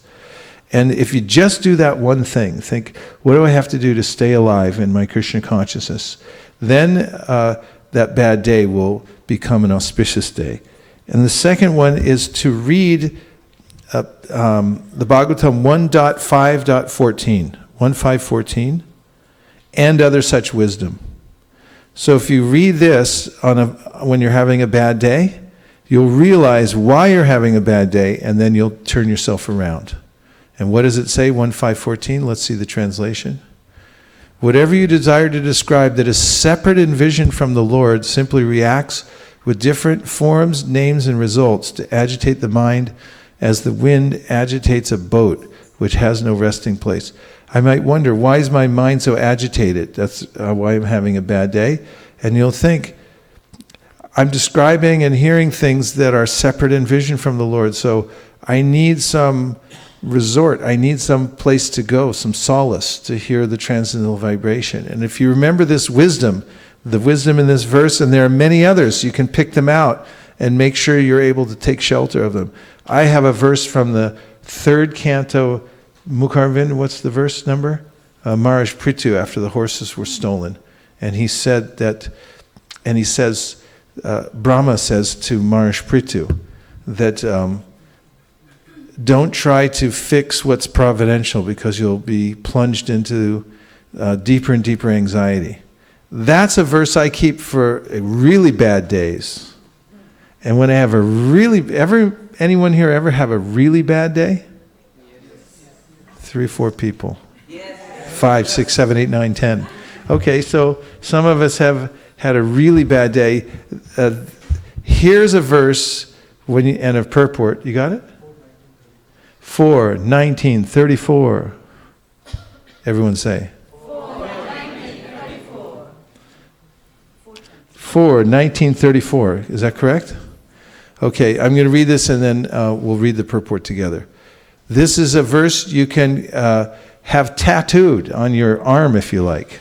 No, don't do that. But put it on a card, put it on your car, put it somewhere, keep it, and this is medicine you can pull out when you're having a bad day. Now, actually, this is for a really bad day. Are you ready? Anybody having a really bad day? Nanda Sutta. This one's for you. He's having a really bad day. It's because there was a loss in one of his best friends. My dear king, do not be agitated and anxious because your sacrifices have not been properly executed due to providential impediments. Kindly take my words with great respect. We should always remember that if something happens by providential arrangement, we should not be very sorry. The more we try to rectify such reversals, the more we enter into the darkest region of materialistic thought. Srila Prabhupada's purport.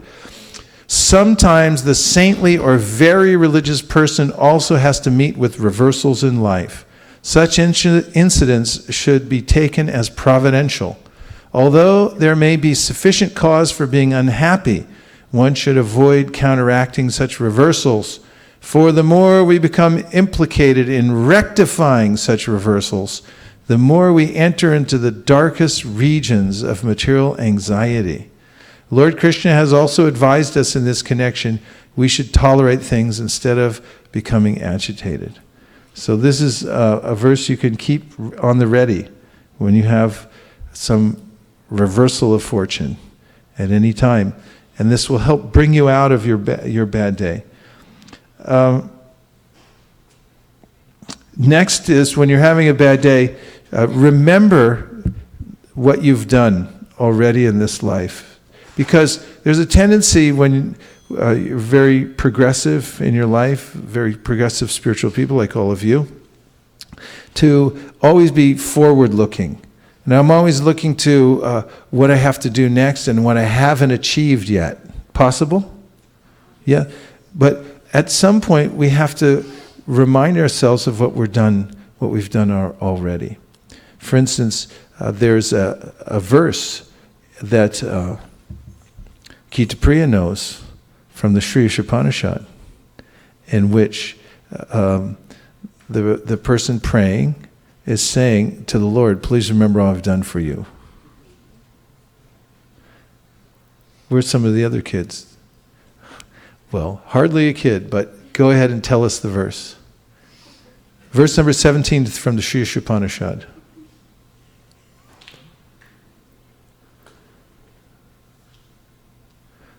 Well, now it's right there, but go right ahead. Oh, okay, go ahead. That's not the verse you had in mind? Okay. But isn't this the verse when he says, please remember all I've done for you? Try it. Vayarnilam amritam atedam basmantam shariram om kato smara kritam smara kato smara kritam smara. Let this temporary body be burned to ashes, and let the air of life be merged with the totality of air, Now, O my Lord, please remember all my sacrifices, and because you are the ultimate beneficiary, please remember all that I have done for you. So you can on a bad day, you can remember, well, what are some of the things that have happened to you in your life spiritually that you can remember that are great assets that you may have forgotten, but you can bring them out right now. Pass the mic. I want to hear some specific things, and don't give me any boring generalizations. I don't want to hear I chanted Hare Krishna one time. I want to hear specifics, like Satyadev told about he knew Jayananda. It was 1972. That's specific. It's a person. He knew his name. That's specific. He told exactly what he did. Something like that. Otherwise, you'll get a D+. Okay, go ahead. Assets, spiritual things that have happened. Go ahead.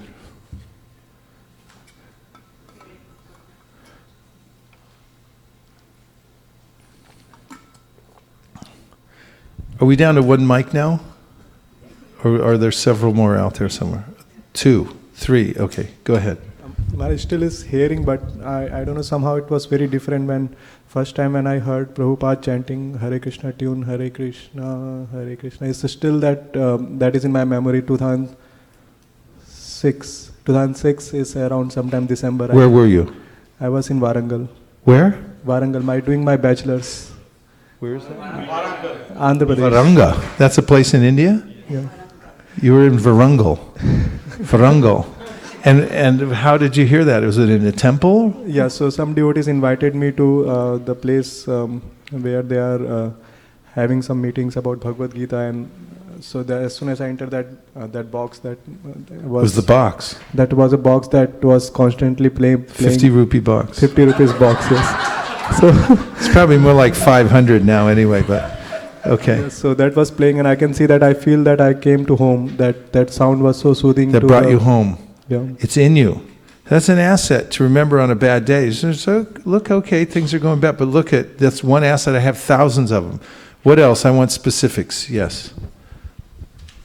I remember in 2015 when I came, it was some festival, I think, for Mangalarti, first time. At the first temple. time Mangalarti, yes. And that was so amazing. And when something like some difficulties in life, then I remember if you wake up early and chant early, and especially if you come to the temple, so then everything goes very smoothly and you have more energy.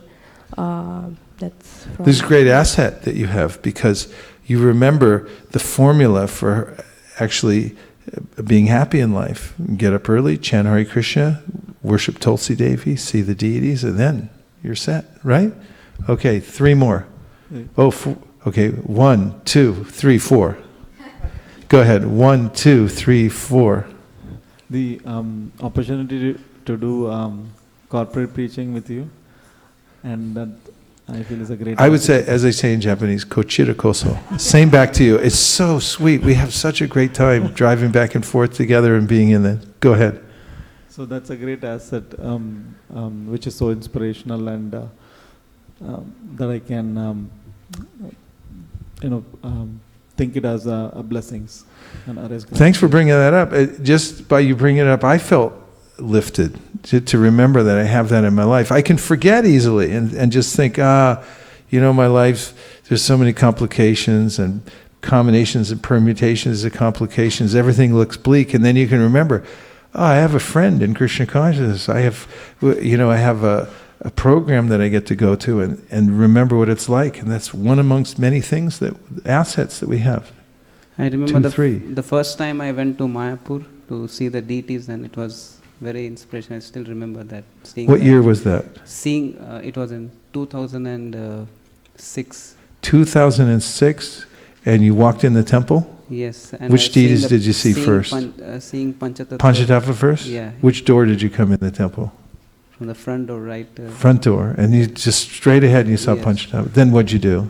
I was just amazed seeing I always saw the photos, but seeing first time, being in front of it first time, it was like, it got a feeling of awe and reverence seeing it. Filled you up. Yeah. It was an impact. Yes. Okay, good. You've got that asset forever. Actually, I was just remembering one today when we were singing Nadia Nagarani Tanchinigare, and it just drove me back to your home in 2000, and when we used to have Satyadev, Sheila, and I think Malini had just barely came into ISV, and Kameshwari had got married and came to your home for first time, and we remember that we had that chanting at that day. It was so enthusiastic, and your Godnitai deities and that prasadam, the sweet mood, the vibration that was in the air. Yeah, it's something to remember. It was so every Friday, right? Every Friday. We all get together and we chant these, and the devotees would just feel so happy. And then there was prasadam and everything that's in. Small place, but so crowded, but so much. Yeah, we had to cram everybody in. We'd like push them in the door so they could fit. Yes, Damodar. I think my Krishna consciousness started somewhere around 2014, 3rd of January actually. And I have a very, very clear memory, as if, I can just visualize even now till date, this moment. And it was my father had supposed to have a bypass surgery, and I took 2 months of vacation to take care of him in India. And then when the surgery was done, 3 days you cannot see the patient. And one of my friend here, her brother is a devotee. She said, just go and meet him. And when I told my mummy that anyway I'm here free 3 days, let me go and meet, she allowed. And this person called me into an ashram in Delhi. And when I met, he said, what are you doing? I said, I am free. He said, okay, are you free tomorrow? I said, yes. I'll take you to some place. I said, okay.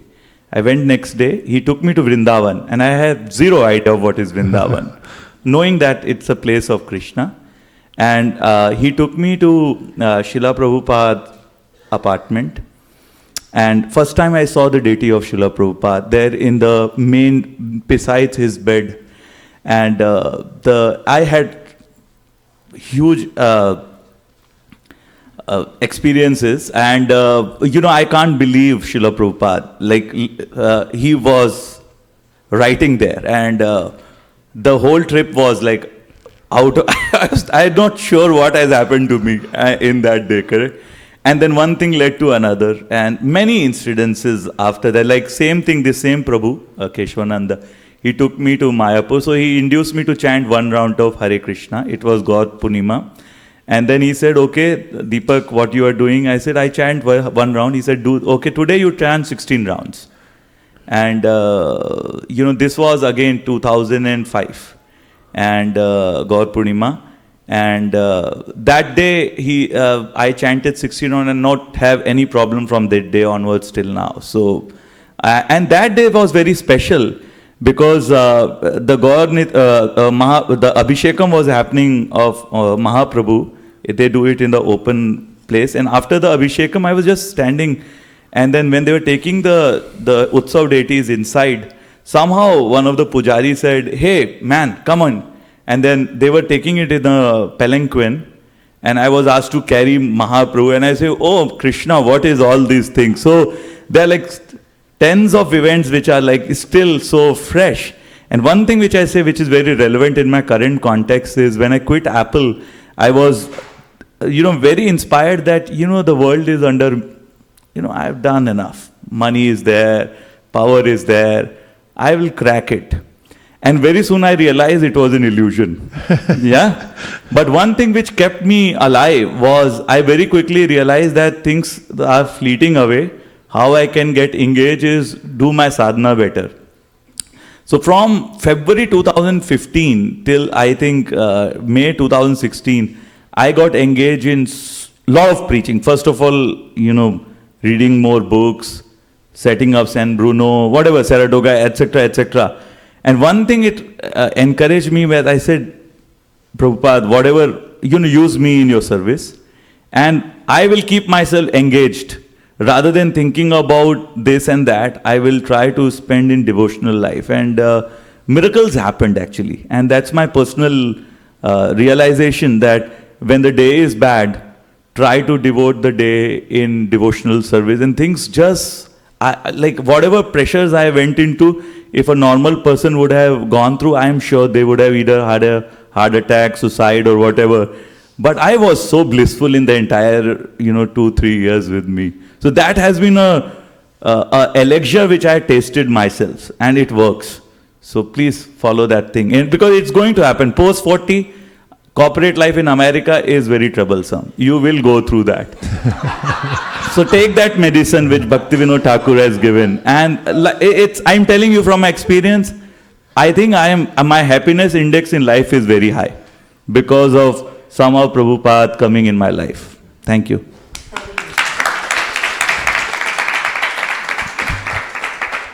So celebrate things you've done so far when you're having a bad day. Think back and think, I have these assets no matter what else happens.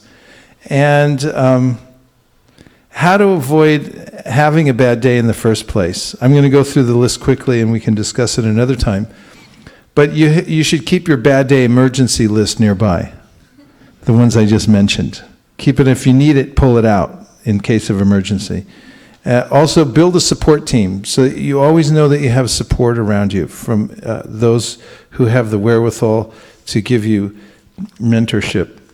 Start your day with a small success, spiritual success.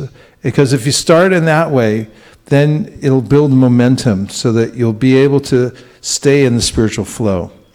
Always plan your day ahead of time. Don't leave it to chance, whatever your mind decides to do. Satisfy the senses of the Lord. Whenever you're thinking, I'm morose, I'm unhappy, I'm unfortunate, then think, how can I satisfy Krishna's senses? And by satisfying Krishna's senses, then you'll naturally feel satisfied because we're part and parcel of Krishna. And finally, whenever you have the opportunity, describe the glories of the Lord. This was the prescription that Narada Muni gave to Narada in order to rise above moroseness. He said, you have to directly describe the glories of the Lord. So these are all practical and they're from the Shastra, and you can utilize them to stay above the fray of the material world. Gaur Premanande Haribo.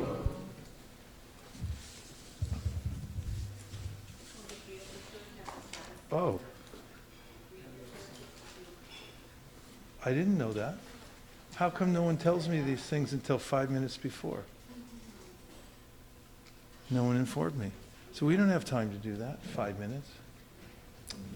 Well, then we'll do it on Saturday. Priya Kishori, it was your day? So you have to tell me, otherwise I don't know. It's 5 minutes till is not enough time. It's 4 minutes till. Hare Krishna, Krishna Krishna, Hare Hare, Hare Rama,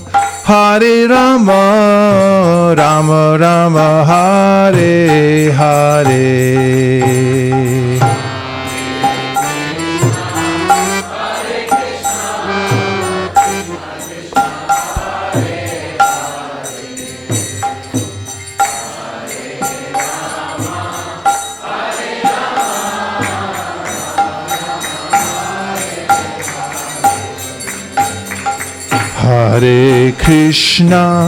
Hare Krishna, Krishna Krishna, Hare Hare, Hare Rama,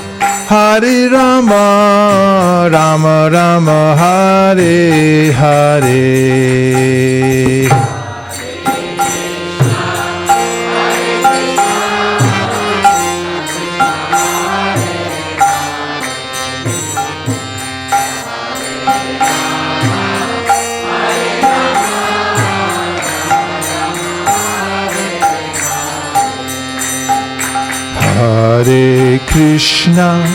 Hare Krishna, Krishna Krishna, Hare Hare, Hare Rama,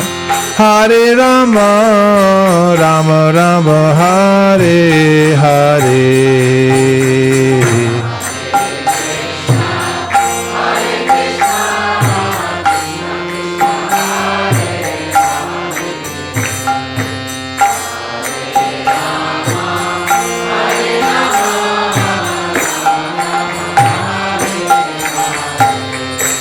Hare Krishna, Hare Krishna, Krishna Krishna, Hare Hare, Hare Rama, Hare Rama, Rama Rama, Hare Hare.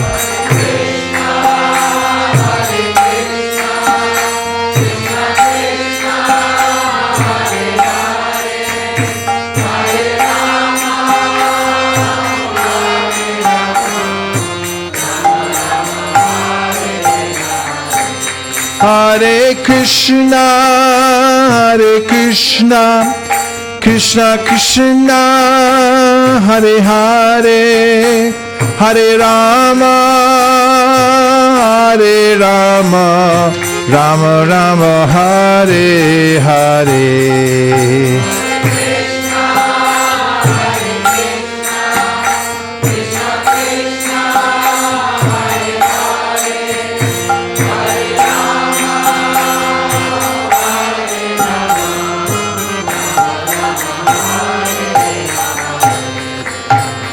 Hare Krishna, Hare Krishna, Krishna Krishna, Hare Hare, Hare Rama, Hare Rama, Rama Rama, Hare Hare.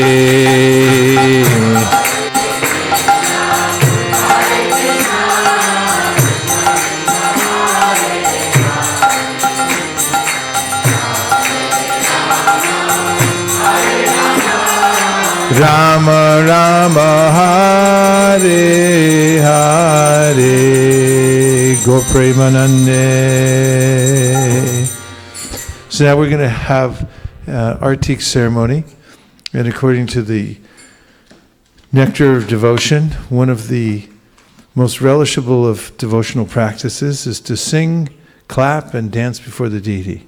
So we'll move the asanas out of the way and open the floor. For those who would like to dance, you may dance. For those who would like to dance within their minds, that's also accepted. Gaur Premanande Haribo. Vanchakalpadarubhascha kripasanabhe vacha patitanam pavanebhyo Vaishnavebhyo namo namaha. Nantakoti Vaishnavindaki Jai.